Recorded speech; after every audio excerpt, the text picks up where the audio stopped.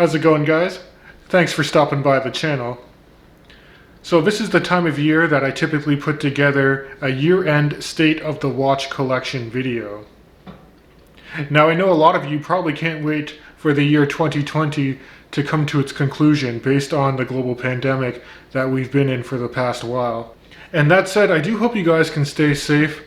I know this pandemic has really put the brakes on a lot of the social events we like to do as watch enthusiasts. For me personally, I really miss organizing and hosting the Watch Beat Ontario events. But the silver lining has been that a lot of people have just stayed inside and streamed YouTube content. So as a result, my YouTube channel has grown a fair bit this past year. So a big thanks for all the subs and suggestions for YouTube content. Now, despite the year that we've had, my personal collection of watches has actually escalated a fair bit this year compared to previous years. Now, some of that is because I've had the means to acquire some Grail timepieces, and the other part of it too is I just need watches for YouTube content. So sadly, there is going to be some attrition in my watch collection compared to what you saw last year. But at the end of the day, it's really nice that my taste can continue to evolve as a watch collector. So what I'd like to do is show you guys each of the watches, give you a brief overview of what they are, and kind of like the story of how I came to acquire each of the timepieces. So let's flip perspectives now and take a close-up look at my personal watches.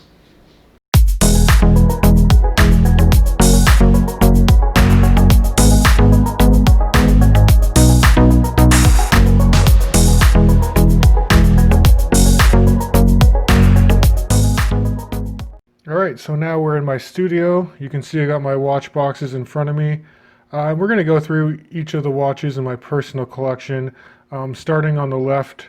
This watch box is my more frequent watch rotation, and then I got a few more surprises here on the right hand side. So I'm going to kick things off with a Seiko Prospex dive watch, and my progression as a watch enthusiast has allowed me to obtain a lot of Seiko Prospex divers.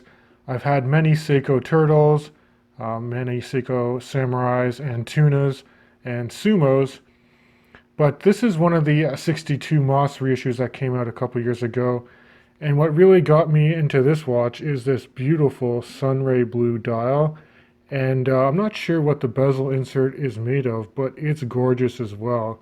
I'll just throw this on the wrist real quick so you can see how it wears. I like the bracelet as well. This is a much improved bracelet over the more entry-level Prospex models. And for reference, my wrist size is 19 centimeters or about 7.5 inches. And this watch has a diameter of about just under 43 millimeters. And I think what you'll find is that as I go through my different watches, I like to have a large variety of different timepieces ranging as small as about 37 millimeters up to about 44 millimeters in case diameter.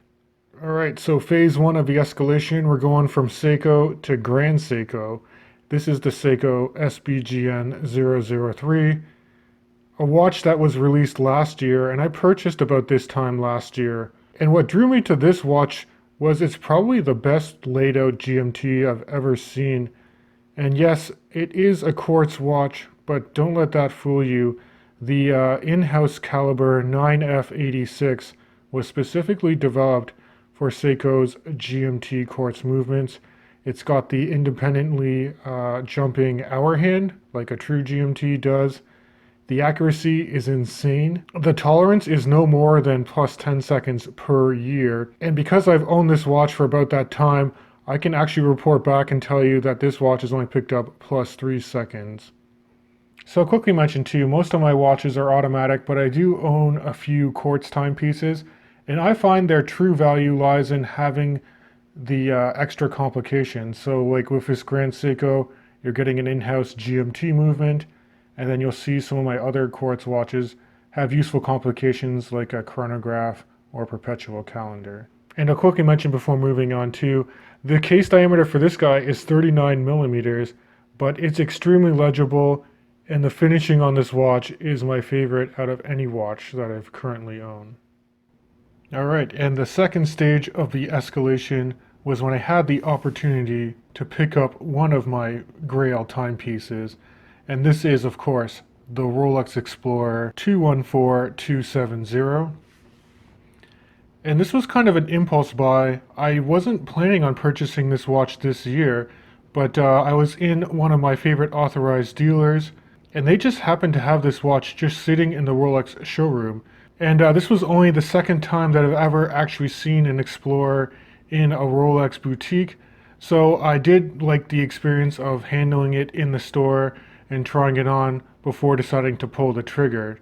And I thought it was a pretty good bargain purchasing this watch at full retail, which sounds ridiculous, but that's how the Rolex game is played these days. So after wearing this watch for a few months, it truly is in contention for that one watch collection. And it's a similar dimension as the Grand Seiko GMT, coming in with a case size of 39 millimeters. But because the way the Rolex does their cases, I do think this wears closer to a 40 mil. But as you can see on my wrist, it just wears so comfortable. And again, I love how versatile this timepiece is. You could literally wear anything with this watch, and I think it would blend in just fine. Now, as far as the future of the Rolex Explorer goes, I'm kind of curious to see what Rolex plans to do with the 214270 in the next year or so, because they did recently discontinue and increase the case sizes for the Oyster Perpetual and for the Rolex Submariner. And I would speculate that they might want to add the newer Rolex 70-hour power reserve movement into this watch moving forward. I hope they don't change the dimensions though. I think the 39 millimeter on the 214270 is perfect, even for a larger wrist size like mine. Okay, let's move on and talk about probably my flagship Swiss dive watch in the collection, my Tudor Pelagos, which is the little brother of Rolex. So similar to the Rolex, it uses an in-house movement. The MT caliber in this watch gives it a 70-hour power reserve, which is COSC certified. This watch is in titanium instead of your classic stainless steel, and it's more of a tool diver, but I just love how it kills reflections, and everything about this watch just screams functionality and legibility. I love the snowflake handset.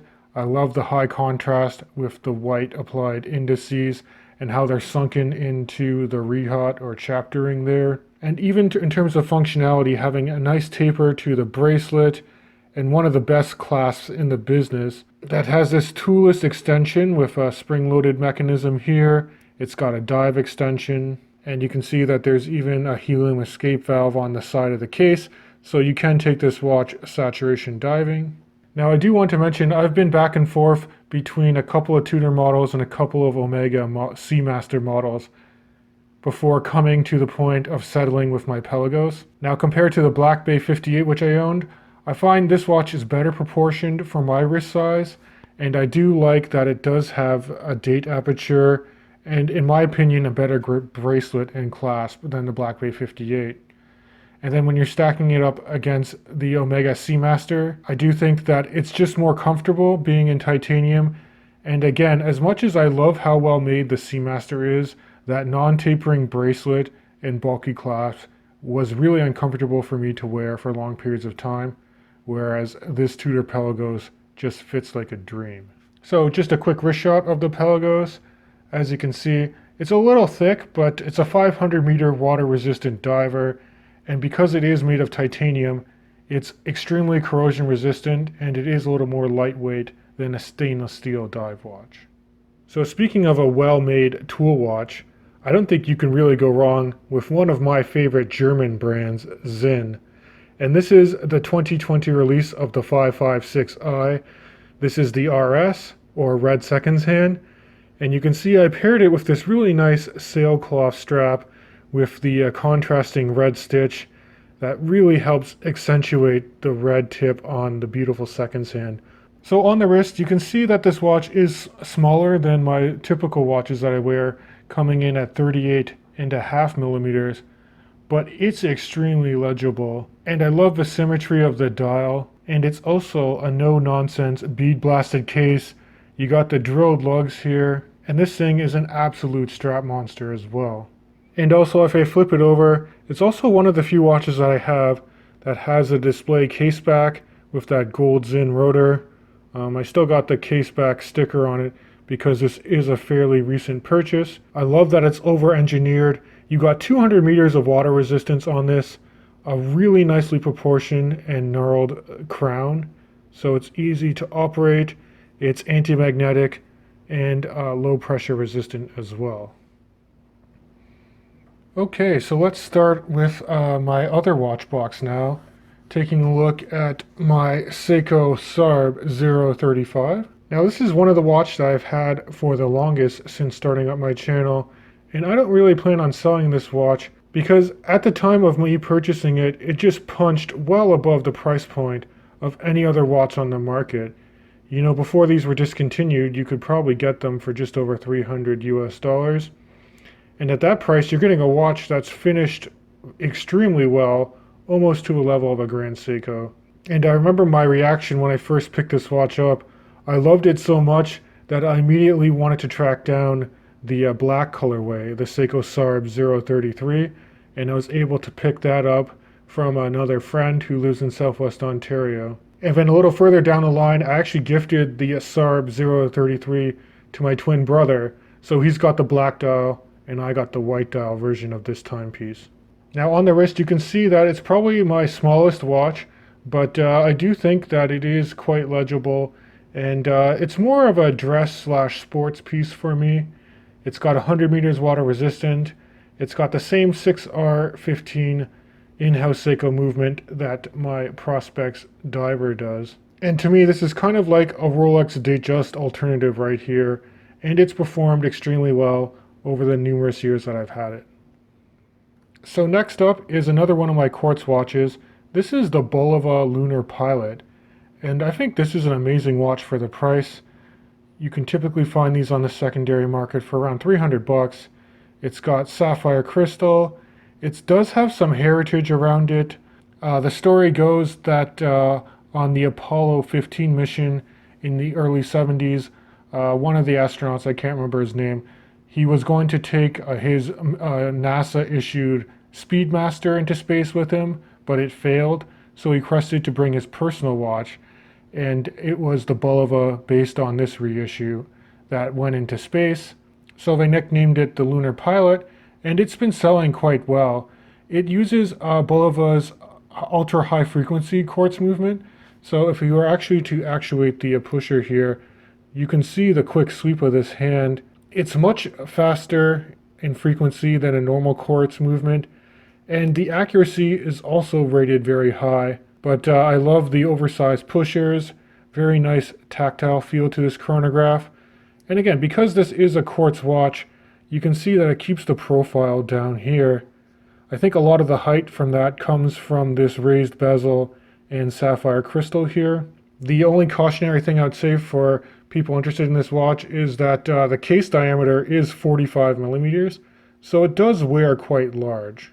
So yeah, a little bit bigger of a watch. I actually threw it on this red leather strap from Strapmill Canada. I just like how it contrasts the black dial here. But it's a fun watch to wear, and again, it's one you can just pick up. It's a grab and go watch. And if you're looking for a Speedmaster alternative on a budget, the Bulova Lunar Pilot might be the way to go. Alright, let me talk to you guys about the signature line from Citizen. So if you're not familiar with Citizen Signature, you probably know their ProMaster series of EcoDrive divers, but their signature line is their upper echelon. Just like Seiko has Grand Seiko, Citizen has the Signature collection, and this watch is finished to an insane amount of detail. Just look at that dial and how it reflects the light. All of the indices are polished and multifaceted. This EcoDrive module has the Perpetual calendar feature in it. So it's a bit of a pain to set. There's this like pusher here near the 2 o'clock position that you have to set the initial setup. But the idea is once you set it up and set the time, you really don't have to touch this watch at all. The bracelet is very nice as well. It's kind of like a Seamaster style bracelet, but it actually tapers very nicely. Now, it doesn't really have the best clasp. There's really no levels of micro adjustment, but you can see it's nicely milled out. On the wrist, this watch wears extremely comfortable. Nice low profile, And it's fairly lightweight. I mean, it is a quartz timepiece, but it's one of my favorite grab-and-go watches with excellent finishing. So if you want something that punches a little bit higher than a Citizen ProMaster Diver, take a look at the Signature series from Citizen. I don't think you're going to be disappointed. So the next few watches I want to quickly discuss are from watch micro brands, which I've enjoyed featuring on the channel in the past.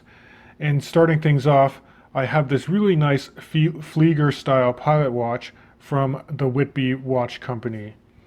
And this watch is called the Avro Aero because it does pay tribute to the Avro, which was a Delta Wing interceptor aircraft that was designed and built in Canada and was meant to be part of the Royal Canadian Air Force. So very nice tribute to that aircraft with this timepiece. I also really enjoyed the opportunity to drive to the city of Whitby this past spring, and I interviewed one of the owners of the Whitby Watch Company, Roy, who lent in not only this Avro Aero, but also their dive watch, which is known as the Intrepid.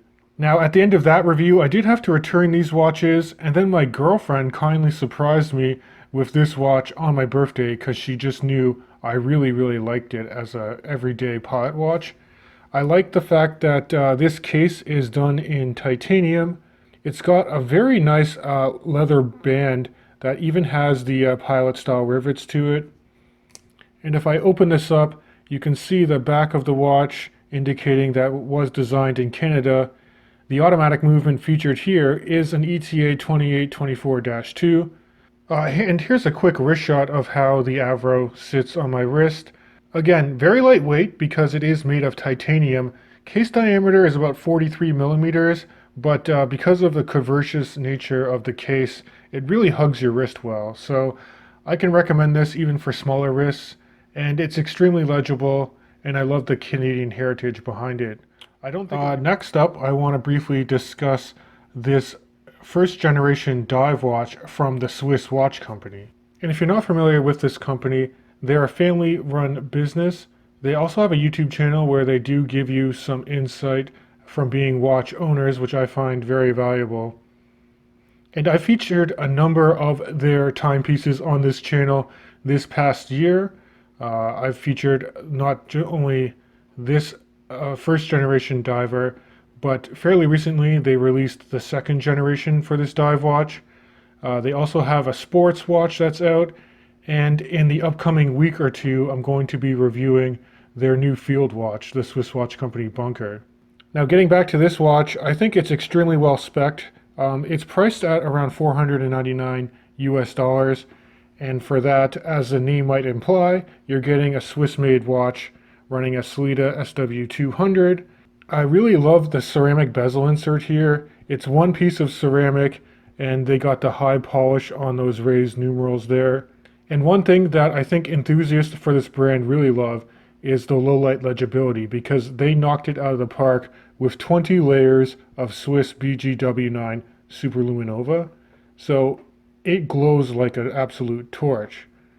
Now this watch did come on a factory bracelet, but because this watch is a little bit bigger, the case on this is actually 44 millimeters. The bracelet added a lot of bulk, so I kind of like wearing it on this parachute style strap, which I'll show you guys a quick wrist shot of right now. So this is actually probably the largest dive watch that I own right now, with that case diameter of 44 mils, but it does have fairly short lugs, so it can fit on various wrist sizes quite well. The caveat to the short lugs though is that I did have to use bent spring bars to get this parachute strap to fit through. But overall, I'm extremely impressed with the build quality of these watches, and I really enjoy getting hands-on with the different watches that they continue to put out. And here's another dive watch for you. This is the Zelos Mako version 3. And for those of you who don't know, Zelos is a micro brand out of Singapore, but they developed quite a cult following, and they've been really successful over the past few years. I mean, this is the third generation of the Mako diver, which is a 40 millimeter diver, and I like it that it has this offset crown.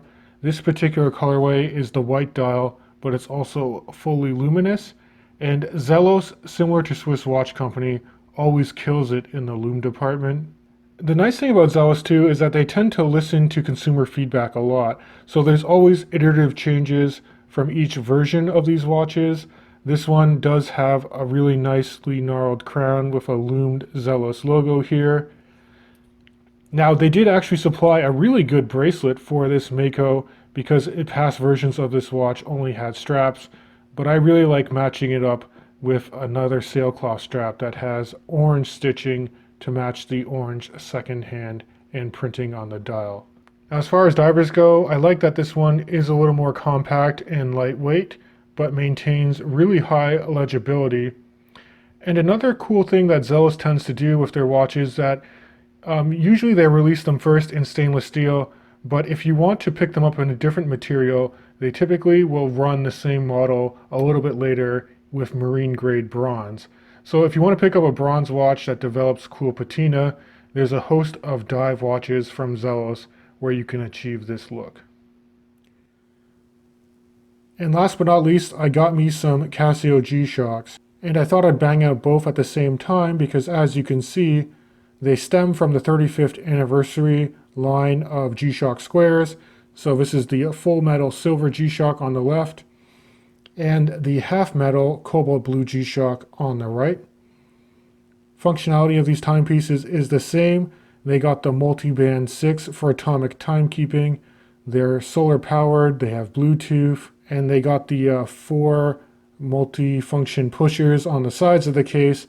So you got things like a countdown timer, second time zone, multiple alarms, all the good stuff you want from a G-Shock. And you know, of course, this is the ultimate grab and go rugged watch if you're going to be active or you just feel like your watch is going to go through some abuse. Now I got both because with the full metal, it's a little more flashy. You definitely get a little bit more bling and you have a positive LCD display here. And then with the half metal, it's a little more understated with the silicone rubber strap and you have that negative LED readout there. I really like both. I do find that the half metal is probably the one I gravitate towards more if I'm going to be like working out or being more active. But you can't really go wrong with any G-Shock square in my opinion. And so there you have it. That's my state of the watch collection for the end of 2020. As always, I'd love to see your comments in the description of this video. Please let me know if you have any thoughts on some watches I should pick up in the new year. If you enjoy this content, please consider subscribing to my channel. And as always, I'll catch you guys in the next video.